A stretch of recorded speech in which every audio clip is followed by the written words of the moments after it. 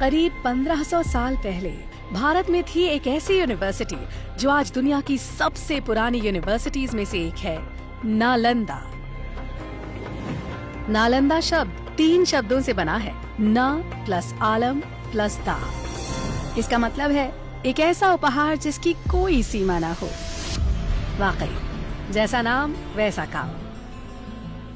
इस यूनिवर्सिटी में ज्ञान का भंडार था। यहाँ सिर्फ धार्मिक ग्रंथ ही नहीं बल्कि लिटरेचर, थियोलॉजी, लॉजिक, मेडिसिन और फिलॉसफी जैसे कई सब्जेक्ट्स पढ़ाए जाते थे। और तो और हर सब्जेक्ट का भरपूर ज्ञान देने के लिए बनाई गई थी 9 मंजिला लाइब्रेरी, जिसमें लाख 2 लाख नहीं 90 लाख से भी ज्यादा बुक्स और मैन्युस्क्रिप्ट्स थी। ये यूनिवर्सिटी 700 साल तक दुनिया को सीख देती रही, लेकिन नालंदा ने कई बार हमलों की मार को भी झेला।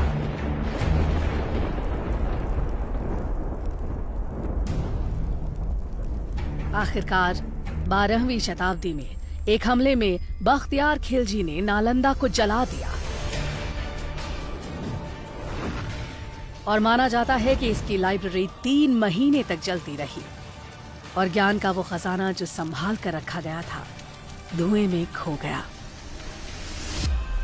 उस वक्त जब नालंदा कई बुलंदियों को छू रही थी, वो एक महाविहार यानी विशाल बौद्ध मठ का हिस्सा थी, जिसके खंडहर आज भी 57 एकड़ में फैली इस साइट में नजर आते हैं।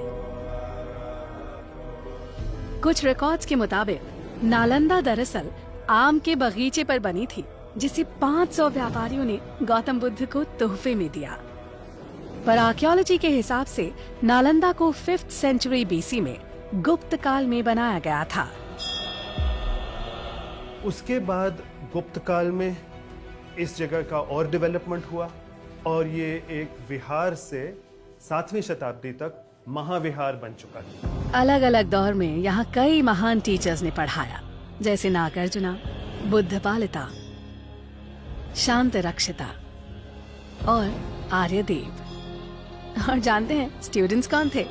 चाइनीज ट्रैवलर ह्यूंग सांग जैसे कई लोग जो दुनिया भर से यहाँ खींचे चले आते थे।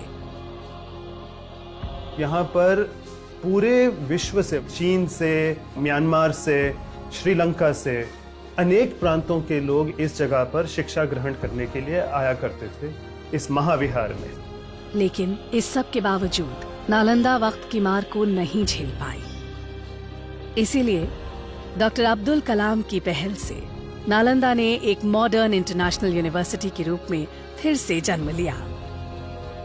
नालंदा जैसी यूनिवर्सिटी इस बात का सबूत है कि भारत का ज्ञान सदियों से दुनिया को रोशन कर रहा है। हम उम्मीद करते हैं कि वक्त एक बार फिर करवट लेगा और बेहतरीन एजुकेशन की तलाश करता हर इंसान कहेगा, it happens only in India.